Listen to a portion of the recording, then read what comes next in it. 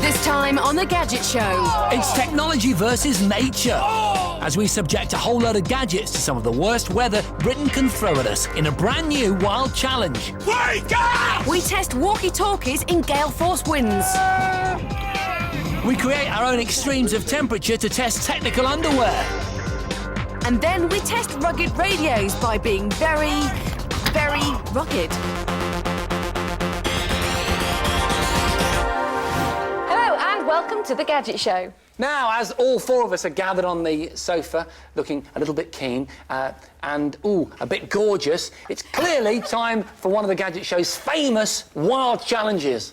But not just any old wild challenge, possibly the coldest, wettest and wildest wild challenge we've ever had to endure. Yes, this all took place in the usually pleasant and picturesque Lake District, but our fine British weather decided to get involved, making this a very wild challenge indeed. Yeah, so our first test was about these things. Walkie Talkies. Roger that! The best and most gadgety way to stay in touch when you're out there in the great outdoors, or in fact, if you're anywhere and you've lost your mobile phone coverage. Absolutely, and for this challenge, we decided to split into teams. Me and Suzie versus these two guys. In the gale force winds and the driving rain of the Lake District, we were testing two different walkie-talkie technologies. Traditional analog versus cutting-edge digital. It was me and Jason with the very latest digital walkie-talkie, the ICOM F4029 SDR. Against me and Dallas with a tried and tested analogue, the Motorola Talker T7. Both walkie-talkies claim to transmit clearly over a distance of up to 10 kilometres, depending on the conditions. But something told me that the extreme weather and undulating terrain were really going to test these handsets. For the challenge, Jason and Dallas have been driven off in different directions, blindfolded, and they have absolutely no idea where they are. And we've got no idea where they are either. But in order to win this challenge, Suzie and I are going to have to navigate them over 4 miles of open countryside, using nothing but these walkie-talkies for communication and this map for reference. The winner's the one that gets their man to the map first. With everyone in place, the challenge began. First, we had to test the range. Dallas and I had to describe our surroundings so Suzie and John could pinpoint us on the map. In front of me is a sort of like a horseshoe shape of big mountains. Big mountains! Any ideas? Both walkie-talkies dealt with a 4-mile range, no problem. Keep the lake behind you, the stream on your left. And we were soon on our way. Dallas had started at one end of the valley and Jason at the other. The final location was with us at the top of the Honesta Via Ferrata. So my Motorola is an analogue walkie-talkie, which means when I speak into it, my voice is beamed out like a radio or TV signal. My matching Motorola is tuned to the same channel, the same FM frequency. So, given a line of sight, I should be able to speak to Dallas up to 10 kilometres away. My ICOM's got a vocoder inside. It's a digital processor that is designed to look for the frequencies of the human voice and boost them, and then hopefully ignore other frequencies from things like background noise, like the noise of the stream, for example. But in reality, how well did it work? I can see a waterfall. The ICOM was clear, if a little scratchy sounding. That's fantastic. You've got a waterfall on your left-hand side. And our Motorola? I can't see any sheep on my map. Well, the clarity was very impressive. As we pushed on, we both headed into the trees, but this was where our Motorolas ran into problems. Any form of tree, any form of rock, any form of inclement weather, and it suddenly starts to get a lot of interference. But with the ICOM's superior aerial and the resistance of the digital signal to interference, Jason and I could maintain contact despite the obstacles. Suzie, is that you? Yes, darling, of course it's me. Enabling me to push on. I headed out of the trees and got back in touch with John. Signpost to the Honesta slate mine. But by now, as we neared the end, the driving rain was starting to pose a problem for both of us. Neither device claims to be waterproof, but anything designed for repeated use in the great outdoors should have a level of water resistance, or so you'd think.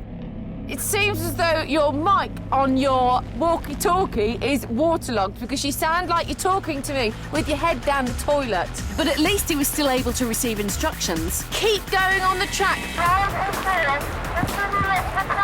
Our Motorolas had become completely waterlogged. John, I got a little bit of static there, but that's it. There's water inside there. Condensation.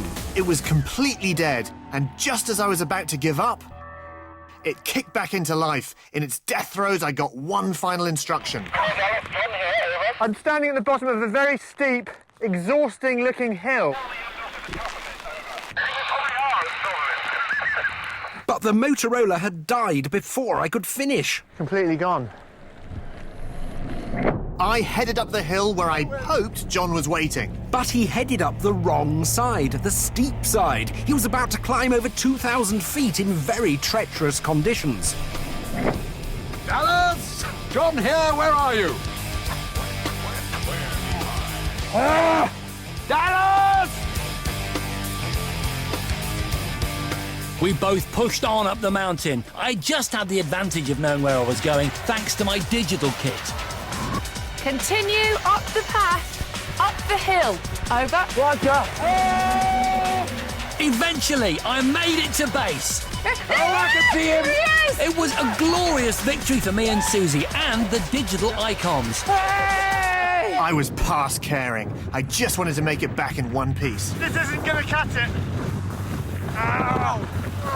Hey, never mind celebrating. He was stuck up the wrong side of the mountain. I know, I mean, I got there, my Everest impression, I summited, yeah? You guys had all gone. We were in the restaurant in the valley. We'd been airlifted to luxury by that I can believe that. Yeah. But I mean, seriously, you wouldn't actually want to depend on either of these pairs of walkie-talkies out there in those sort of conditions. I know the Motorola's are worse than the Icons. They but were on in balance, that rain. weren't they? Yeah. Yeah. But I mean, they don't claim to be waterproof, but it seems a bit ridiculous, doesn't it? Because that's exactly the kind of rugged weather conditions that you'd probably be out wanting to rely on these things. I absolutely agree.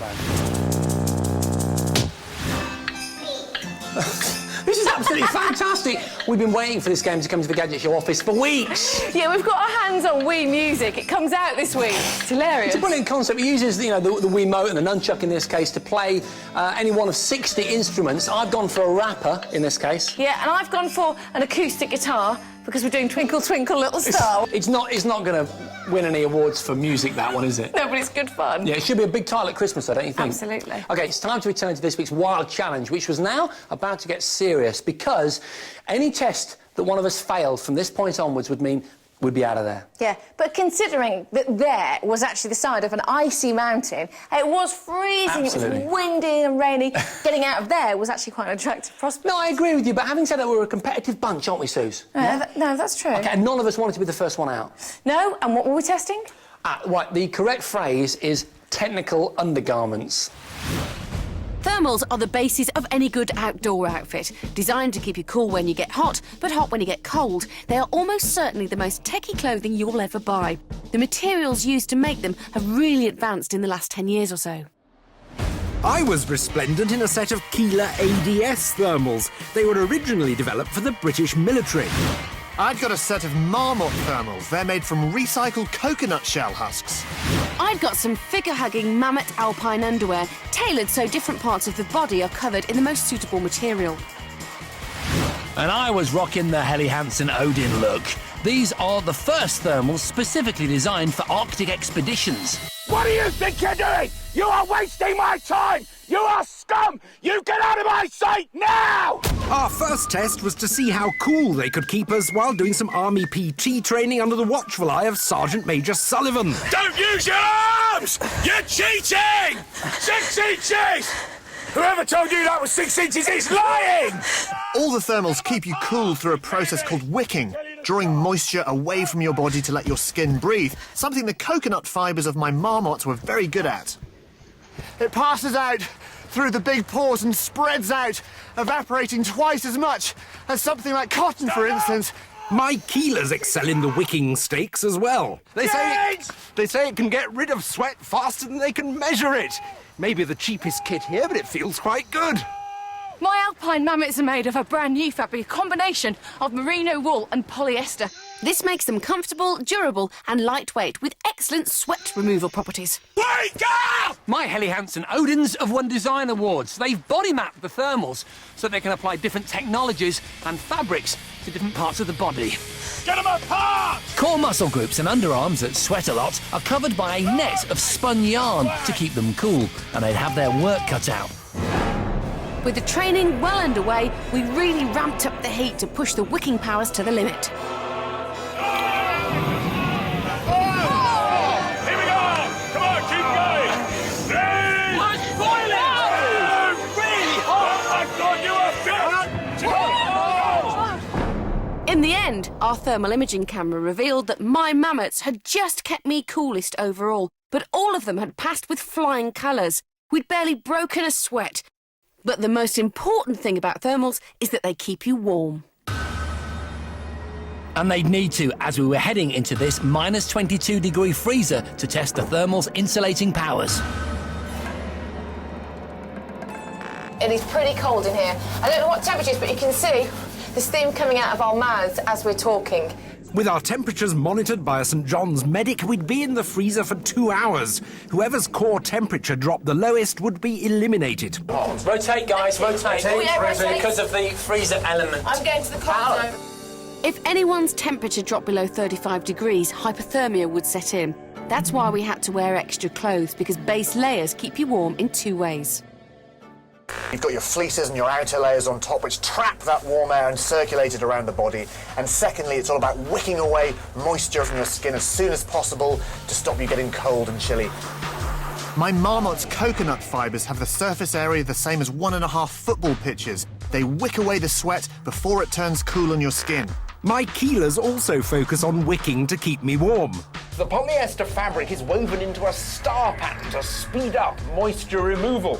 There's no insulation as such, so I'm relying on the layering to do the job. It was definitely all about the layers for me.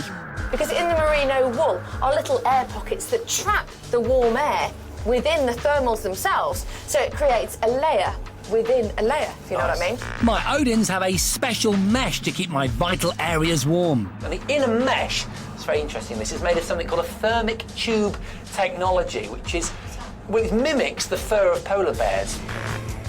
Each strand of the mesh is hollow, trapping warm air inside it and adding extra insulation. So how did the thermals do as the temperature dropped and dropped? Well, despite an initial drop of a degree, my Marmots rallied to keep me pretty warm. Which is more than can be said for me in my budget Keelers. I was hovering consistently around the hypothermic 35-degree zone. Amazingly, in my mammoths, I was actually getting hotter the longer I spent in the freezer. And despite leaking heat through my bald head, the polar bear-like Odins were doing a good job of keeping me at a fairly consistent temperature. 2 hours were up. There was to be no winner here, just one loser. The coldest one of us would be eliminated. But which one of us was ejected from the icebox? Well, dropping to a lowly 35.2 degrees. And remember that 35 degrees is a state of hypothermia. It was John Bentley. Oh, I didn't feel cold at all. First sign of hypothermia, absolutely. Yeah, it is. You're implying I'm cold-blooded. What, some sort of reptile? It's very worrying, I think. What was really interesting was that my temperature in the fridge increased. I don't know whether it's because I was surrounded by such a bunch of handsome men, or perhaps it was the fact that my thermals were excellent. Anyway, there's still more to come from this week's Wild Challenge, and it's going to get tougher. But first, it's time for the focus group. Each week on the focus group, John, Jason and I present the best new gadgets that we can find in a particular category to our focus group, and they tell us which one they like the best. Now, this week we're looking at gadgets for your cars, and we've been joined by the University of Birmingham's racing team. Welcome, chaps. Hey! Hurrahs! And Jace, you're up first. Am I? I have here the world's first inflatable roof rack. I'll show you how it works. I need someone to help me fit in. What's your name, sir? Matt. Hello, Matt. So whack this on the top of your roof here. We need to open our doors to show how it works. I'll chuck this strap over to you, sir, and you start just ratcheting it nice and tight in there. I'll then shut my door at the other end. That's also part of the deal. You then inflate it using a pump. Coming over, Matt. Good catch! There's 2 of these things, so, you know, about 10 minutes all in, and you can carry 80 kilograms on your roof. It's a really, really snazzy idea. Both of the tubes have 5 metal D-ring anchor points to which you tie your load using the straps included. A couple of issues with it. I mean, I'm too small for it to be too much of a problem, but if you're a bit taller, the strap on the inside could touch the top of your head, which might make it a bit uncomfortable. Also, if you've got a curtain airbag, you don't want to use this particular roof rack. But all in, I think it's a really simple idea. Now, if you've ever found yourself with a flat tyre caused by a slow puncture, you could well be wishing you had my car gadget. It's the Tyre Shore tyre pressure monitor.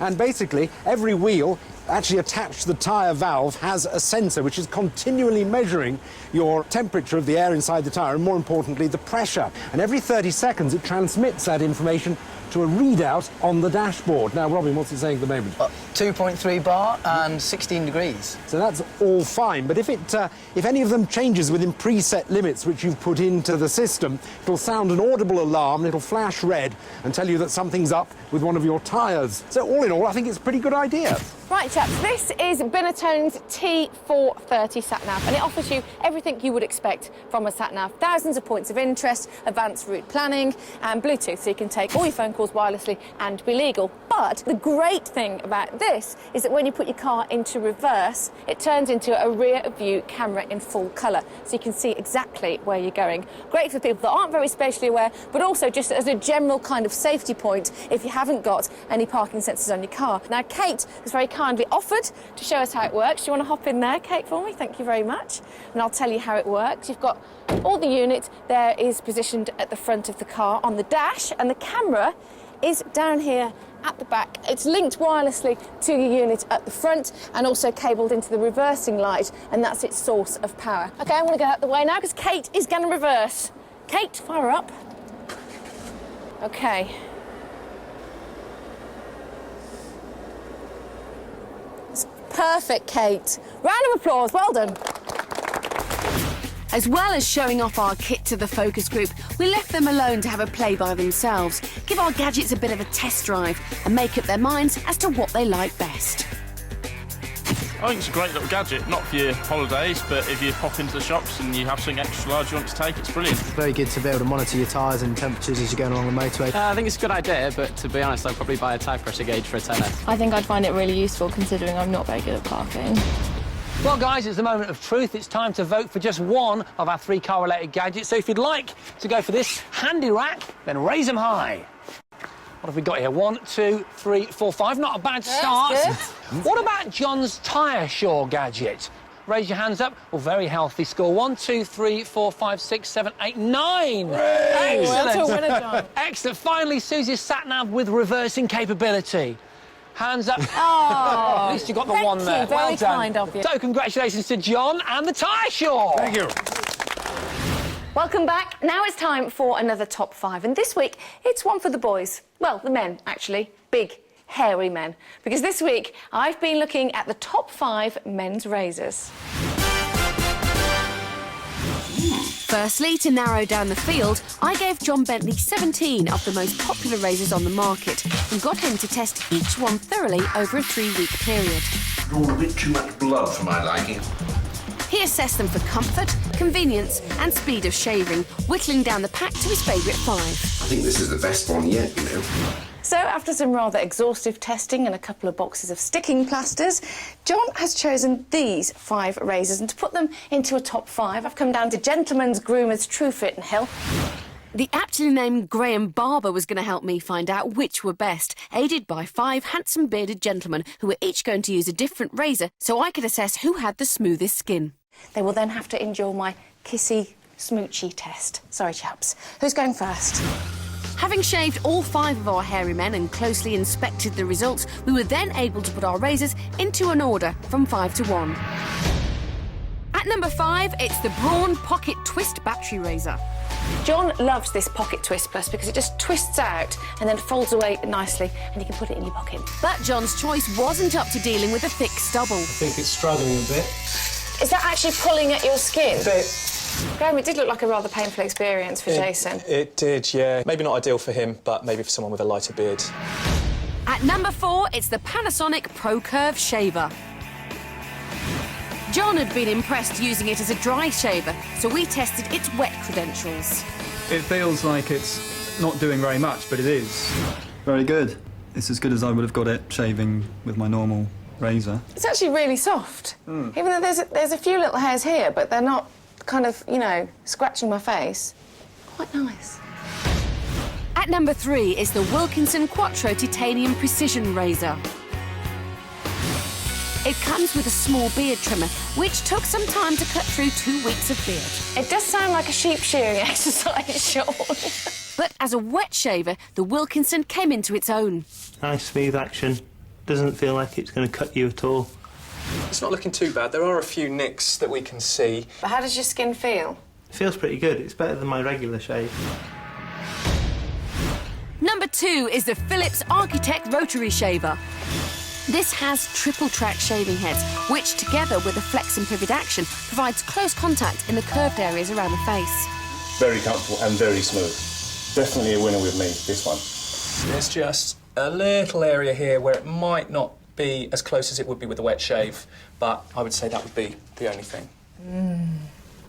Smooth. But number 1 is the reigning Gadget Show favourite. It's the Gillette Fusion Power Razor. This came out tops when John tested it against others in 2007, and it's still our favourite today. The 5 closely spaced blades of the Gillette combine with micropulses generated by a AA battery to produce the closest shaving experience using a minimal amount of pressure. It does feel smooth. And I think we've got a good close shave, and it seems to have been comfortable. Oh, it's very smooth.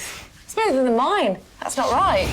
I know what you're thinking, and I know what you're going to say. I'm thinking, was it strictly necessary, in a scientific sense, to get so close to all those good-looking men? Yes, because as a woman, when you're having a bit of a snog with your fella, you know this, ladies, you don't want to get a stubble rash. You know, you want it to be nice and smooth, like your head. Thank you. Yeah. I go for smoothness. It's an important quality. Wow, are you a little bit jealous then? Maybe a little bit of professional jealousy.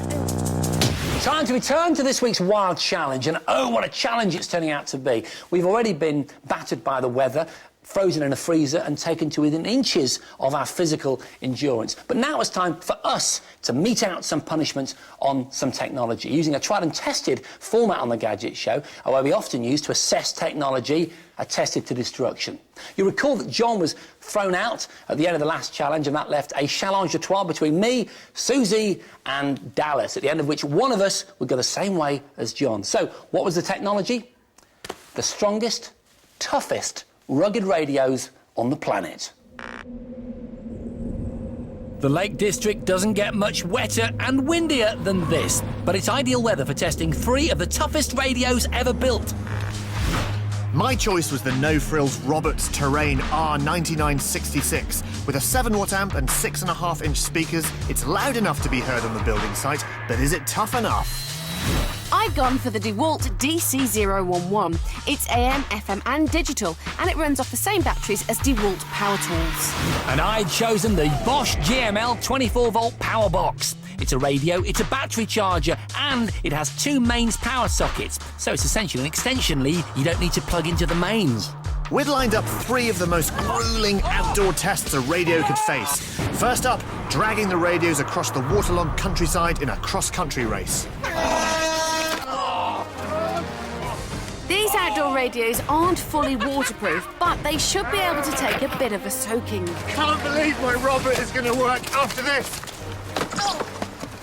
My DeWalt hasn't been tested for water, but the speakers are meant to be weatherproof, and they'll need to be. My Bosch has got an IP rating, so it's supposed to be resistant to dust and water. The rating's 2 out of 8, which means it should stand up to a direct blast from a hose, for instance. As we headed into the final straight, all our radios were still going strong, which is more than could be said for us.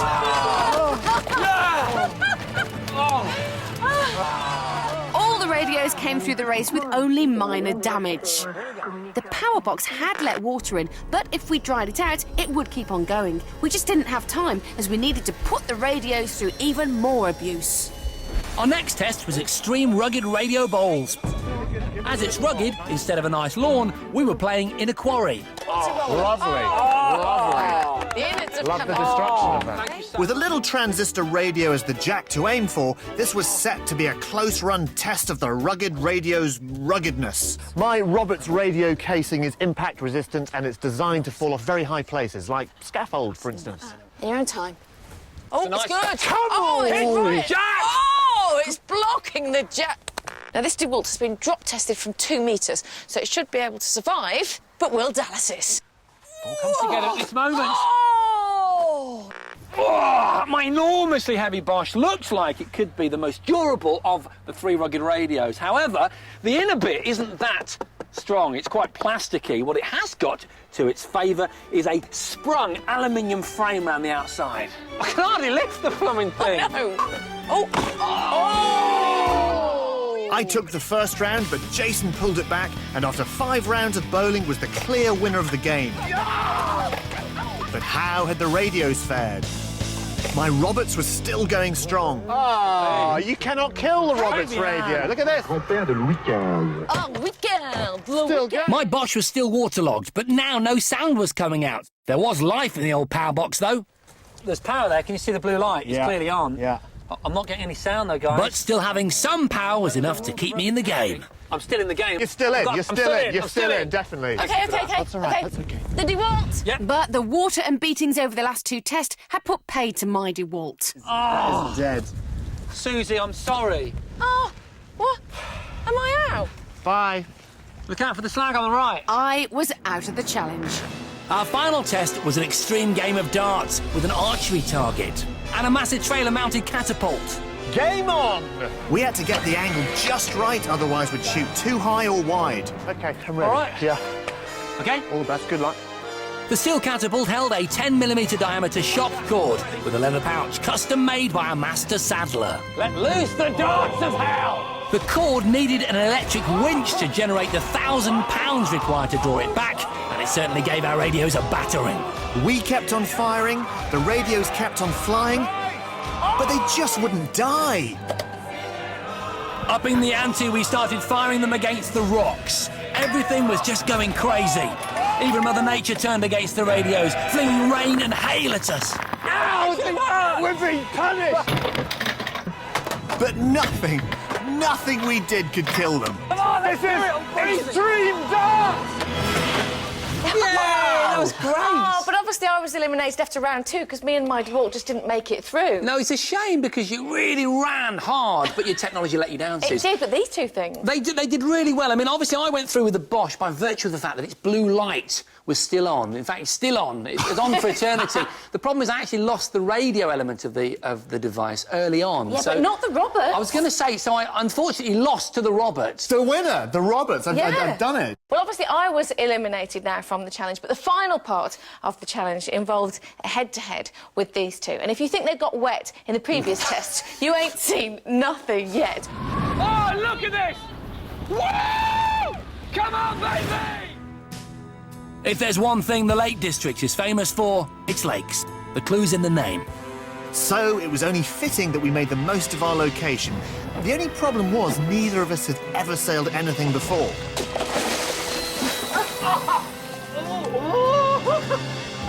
We'd have to race each other for glory. But because this is the Gadget show, we wouldn't be in any old sailboats. No, we had 2 very gadgety sailing craft. I'll be taken to the water on this, the Gemini Starboard, a 2-person windsurfer.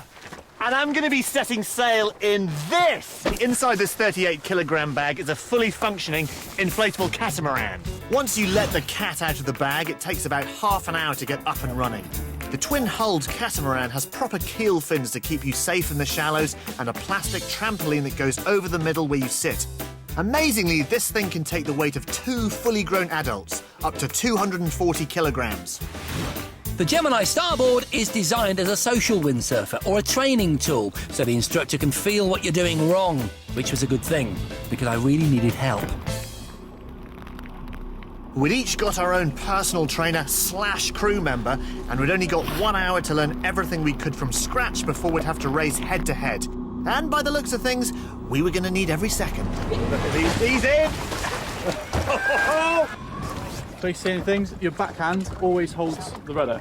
Your forward hand always holds the main sheet. We had to pay attention to our guides if we stood any hope of succeeding here. Bent knee, straight arms, got it. According to the manufacturers, the Mini Cat can be used on lakes like this, or rivers, and even the sea. The frame is made of fiberglass and aluminium, and the floats are made of toughened PVC, so despite the fact that it comes in a bag, it's pretty sturdy. Annoyingly, the wind's dropped off quite a lot, but we are actually going now. And the brilliant thing about this Mini Cat is, if you want to learn to sail, it's perfect, because from unpacking it to getting it on the lake takes about half an hour. It'll do about 20 knots in a stiff breeze, if you can believe it. And because it's twin-hulled, it's incredibly stable, so for learning to sail, it's perfect. We're off. Oh, I can feel the wind pulling us. This is fantastic. The Gemini Star is brilliant for training like this, with Sally at the back, but it's also built for speed. The board has clocked up speeds of 29 knots, which should have set me up for this race nicely, if only the wind was playing ball. It was coming from the southwest, looping over the mountain and then swirling round the lake. For me, that meant I didn't move. For me, though, the wind direction had more dramatic consequences. Fine!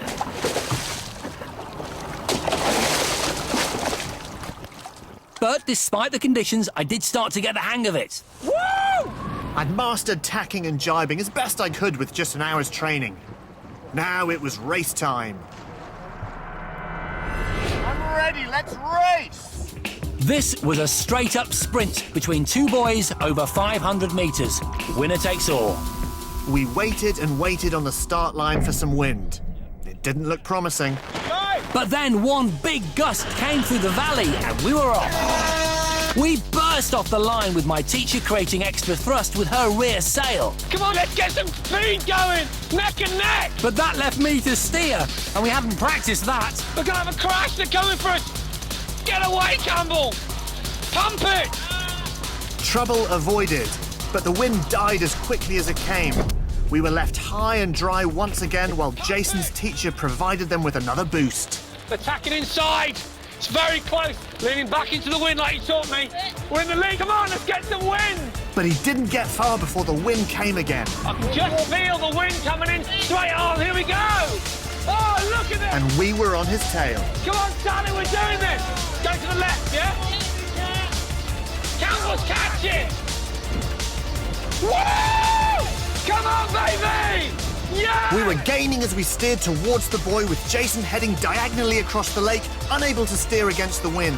Look at the speed of this thing! But the extra power from the twin sails was enough to see me through. Victory was mine. Yes? We've won, Sally. Yay! Woo! Oh, great race! Suzie, it was really close, actually. And there was a point when you came on the inside and I thought, I'm never going to gain this back. Well, I'm amazed you won, because I was convinced that I had you pipped, and then suddenly you had that big gust that sort of took you over the line. There was a gust, and of course we had the two sails, and we just went, and that's the beauty of the windsurf. When it's going, it's really going. Really quick, but as a gadget, actually, the fact that you've got a boat in a bag with that catamaran was amazing, wasn't it? It's pretty amazing. I absolutely loved it. I thought it was a terrific idea. Stick it in the boot of your car, drive off to the lake. You have to pay for a mooring. It's great. Do you know what? It was one of the most magical endings to a wild challenge that I think I've ever experienced. And on that magic note, we shall bid you farewell. See you next time. Bye.